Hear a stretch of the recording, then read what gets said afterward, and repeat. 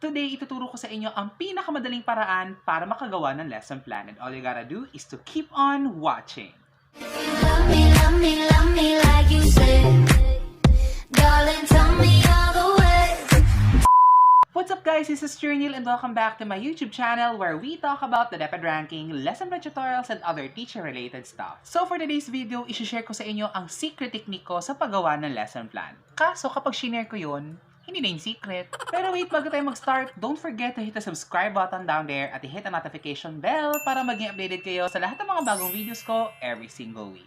I've been doing this technique during my college days kasi di ba kapag college, ang dami-dami nating opportunities para makapag-practice ng lesson plan. At minsan nga kahit nung college tayo, di ba meron tayong mga professors na pag nagpagawa ng lesson plan, dapat within that day maipasa agad yung lesson plan. Nakakaloka yun Oh no! So this technique is very special to me kasi I've been using this technique simula pa lang nung college ako. And you can use this sa mga situations na kailangan mabilisan ng pagsulat ng lesson plan. For example, sa spot demo, tapos sa demonstration teachings yung sa college, or meron kayong demonstration teaching sa DepEd or sa private schools, or kung ikaw ay isang DepEd teacher na or private school teacher, baka biglang mag-surprise visit ang school head mo, kailangan mabilisan na paggawa ng lesson plan. Kasi di ba meron tayong mga school heads na biglang mag-surprise visit, akala mo birthday mo? Birthday ko? Birthday ko? Birthday ko?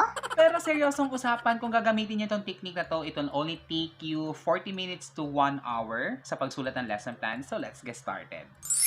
So in using this technique, we have 3 phases. The first phase is planning, the second phase is designing, and the third phase is writing. Sa planning phase, we will identify the standards for the learning competency and we will create the 3 learning objectives. Sa designing phase, we will create the necessary activities for the different parts of the lesson plan. Sa writing phase, my favorite part, isusulat na natin ang lesson plan using the previous phases. To fully understand this technique, pipili muna tayo ng ating learning competency. Ay oo nga pala, huwag kayong mako-confuse sa learning objectives at sa learning competency dahil ang learning objectives ang mga expectations na gagawin ng ating mga learners at ang learning competency ang topic ng ating lesson. At tatandaan din natin na nakukuha lang natin ang learning competency sa ating curriculum guide at dito din nakalagay ang ating performance standard, ang content standard at ang code ng ating learning competency. So halimbawa, gamitin natin ang learning competency ko sa math ng grade 2. Syempre, lalayo pa ba ako?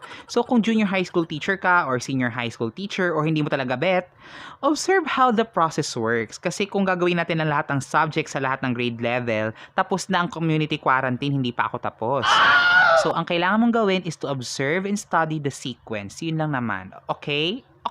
So I chose math for grade 2 at ang ating learning competency is determines the missing term or terms in a given continuous pattern using 2 attributes. Tandaan nyo, kahit hindi nyo to major or kung hindi kayo elementary teacher, basta ang tatandaan nyo is kung paano ko gagawin ang lesson plan using the technique that I will share to you later on. Let us start the first phase, which is the planning phase, and we will write the objectives sa ating lesson plan. Sa K-12 style, kailangan nang ilagay si content standard at si performance standard sa ating objectives dahil maliban pa sa 3 learning objectives, kailangan ma-meet ang 2 standards para makasunod ang mga learners sa vision ng K-12 curriculum. Sa planning phase, we will identify the standards, the learning competency, and we will create the learning objectives for that learning competency. Para malaman nyo ang mga standards ng ating learning competency, kailangan mahanap nyo muna kung saang page sa curriculum guide nakalagay ang inyong learning competency at may nakalagay doon na corresponding content standard at performance standard kasama ng code ng learning competency sa ating curriculum guide. So, ang kailangan lang natin gawin is kopyahin lang natin ang content standard, ang performance standard, at ang learning competency mula sa ating curriculum guide. Ngayong nakopya na natin ang ating standards mula sa curriculum guide, let us now copy the learning competency. Sa case natin, sa curriculum guide, yung ating learning competency ang ating cognitive objective na kasi it primarily focuses sa mental skill ng bawat bata. Sa amin, kung may standards na nakalagay sa lesson plan, okay na rin na hindi maglagay ng affective and psychomotor learning objectives. Pero para mas maintindihan ninyo at para mas ma-practice nyo ang pagsulat ng learning objectives, maglalagay tayo ng 3 learning objectives sa ating lesson plan ngayon. Ayon sa ating curriculum guide, ito ang ating cognitive objective. Now, using this cognitive objective, gagawa tayo ng ating affective objective at ang ating psychomotor objective. Kung nagawa na ang ating learning objectives, malapit na tayong matapos sa ating planning phase.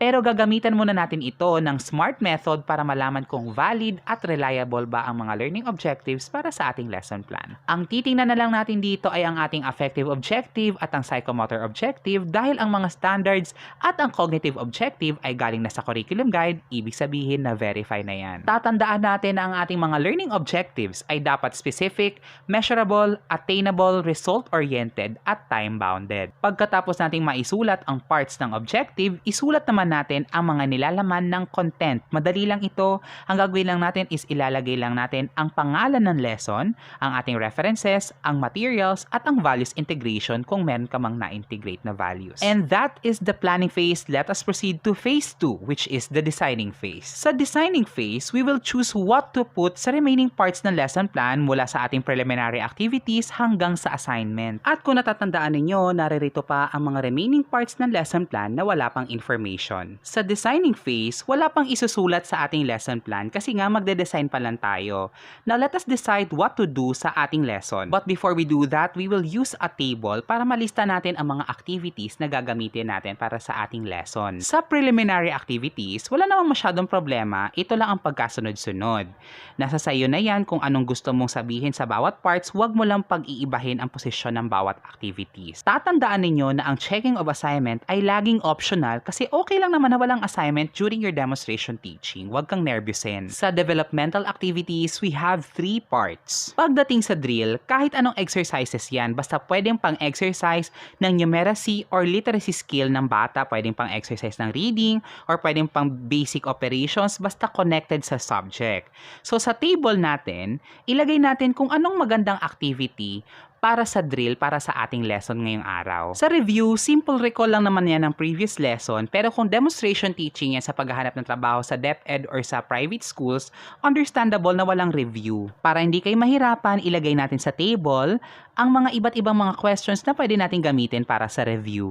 Sa unlocking of difficulties, kung sa tingin mo may mga terms na medyo magiging distraction para maging smooth ang lesson such as vocabulary words, i-introduce mo na siya agad bago ka mag-start ng new lesson. So sa ating table, ilista mo na ang mga terms at ang kanilang meaning para mai-introduce mo agad ito sa inyong mga learners bago ka mag-umpisang magturo. Pagdating sa motivation, it could be anything as long as it catches the interest of the learners and is connected to the lesson. Kasi hindi porket na-catch mo ang attention ng learner, motivation na yun. Paano kung malayo naman paling activity sa ituturo mong lesson? So, what's the purpose, diba?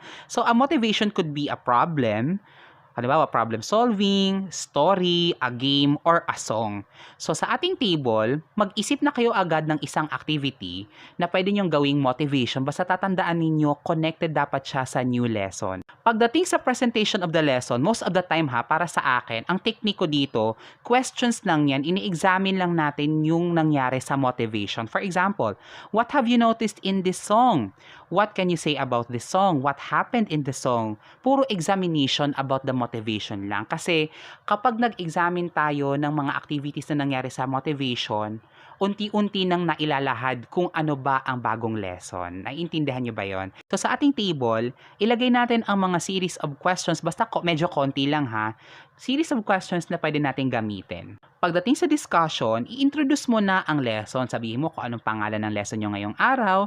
Tapos i-consider mo din kung ano ba ang step-by-step procedure para matutunan ng learners ang lesson na ituturo mo for that day. For example, ilalagay mo sa table, halimbawa, ano ba yung dapat unang gawin ng bata hanggang sa matapos yung procedure para maintindihan niya yung topic. For example, yung nilagay ko dito sa ating table, ito yung series of steps para maintindihan nila yung lesson na ituturo ko sa kanila. Basta pagdating sa discussion, kayo mismo ang makakaalam niyan kung ano ba ang tamang pagkasunod-sunod ng procedures para maintindihan ang lesson. Kasi kapag hindi mo alam yung pagkasunod-sunod, ibig sabihin, hindi mo pa siya kayang ituro. Kasi nga, ikaw nga, hindi mo alam kung paano siya hihimay-himayin So, paano pa kaya yung mga estudyante?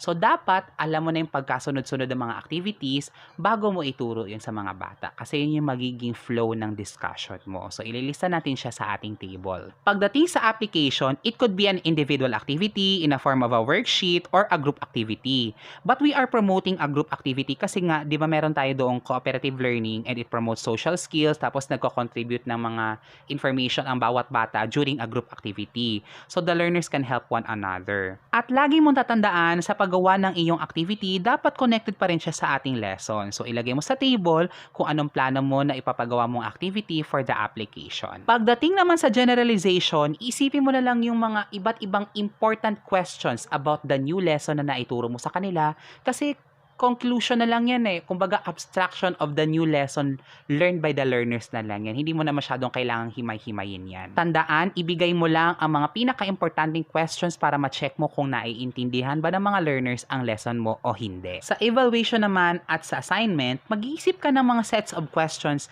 na mahahasa ang skills ng learner mo about the new lesson. Pagdating sa phase 3, this is the writing stage na. Dito ka palang magsusulat ng lahat ng activities mo in a speaking manner mula dun sa information na nailagay mo sa table during the designing phase. Gagamitin mo kasi yung information na nailagay mo sa table para maging smooth at hindi ka mangangapa sa iisipin mong activities once na sumulat ka na ng lesson plan. Tatandaan mo, lahat ng ilalagay mo sa lesson plan ay parang in a form of speaking siya kasi parang dialogue yan between the teacher and the learner. So that's it. Nung una, I've been using a paper para mailagay ko yung table para magawa ko yung lesson plan. Pero nung mga sumunod na mga times na nakapagawa na ako ng iba't ibang mga lesson plans, binivisualize ko na lang yung table sa utak ko. Tapos, kung ano yung parang sa tingin ko ay magandang activity for that different parts of that table para magawa ko yung lesson plan, idinidiretso ko na siya sa lesson plan. Siguro kapag nasanay na kayong mag-create ng lesson plans using this technique, baka hindi nyo na kailanganin agad yung table sa susunod pa ng mga practices nyo, sa lesson plan writings nyo, kasi masasanay na yung utak nyo mag-isip agad ng mga necessary activities or yung mga magagandang activities para sa bawat parts ng lesson plan. So, ang tanging tip ko lang talaga sa inyo is walang shortcut para maging magaling sa lesson plan writing. The only key para maging magaling ka sa lesson plan writing is to practice writing lesson plans kahit kailan, kahit anong oras, basta kung talagang determined kang maging magaling sa pagsulat ng lesson plans. Kasi di ba minsan nga, hindi nagiging effective ang isang demonstration teaching kung sa lesson plan pa lang, medyo ligwak ka na. So parang halimbawa, magaling ka nga as a teacher, as a demonstration teacher, pero yung lesson plan mo hindi na masyadong maganda. Tapos yung coherence niya and yung consistency and yung flow ng lesson ay medyo malabo. So, sayang naman yung opportunity, diba? So, syempre, lahat ng teachers sa lesson plan muna nagsistart talaga.